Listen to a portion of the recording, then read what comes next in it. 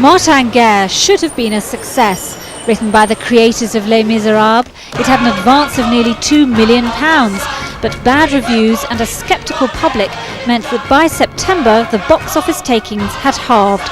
The producer called for radical surgery. We've changed over 50% of the lyrics. We've completely threaded Act One. We've pivoted the show so that it's now seen completely through Bertrand's eyes, and her part has expanded hugely, and it's actually made all the other characters fall into place. The cast rehearsed the new show by day whilst performing the old one at night. The gambles cost an extra £500,000. However nervous he may feel about tonight's opening, Cameron Mackintosh does at least have the satisfaction of knowing that history is on his side. The number of shows which were written off as flops and then went on to be theatrical triumphs is legendary. Take Oklahoma. It was considered to be a total disaster and had to be reworked and retitled.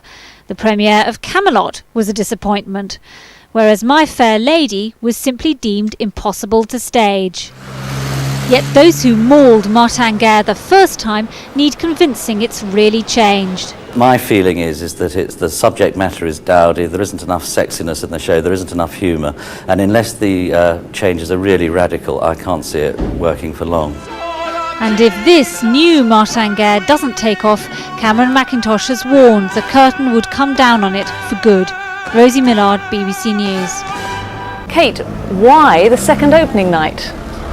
Well, 4 months ago, here outside the Prince Edward Theatre in London's West End, the queues were as long for the launch of Sir Cameron Mackintosh's Martin Guerre as they are tonight. But after a few months of being on stage, the interest just dwindled. The reason? The plot was far from clear.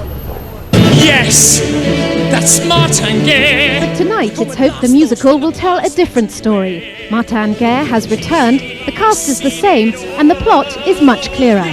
It feels right, and now I feel my character has got far more to get his teeth stuck into, and I can, as a performer, I can show the audience far more of what's going on inside Bertrand's mind and in the world that she's trapped in. The show first opened in July. Based on a true story, it centres around Martin Guerre, a soldier returning home from battle in 16th century France. But he's now a more tender person, and not even his wife knows if it's really him. A tricky subject for a musical, and one which left ample room for criticism. So when you're paying £30 to £35 a seat, you want it all spelled out for you, and now it is. You cannot fail to work out what is going on stage.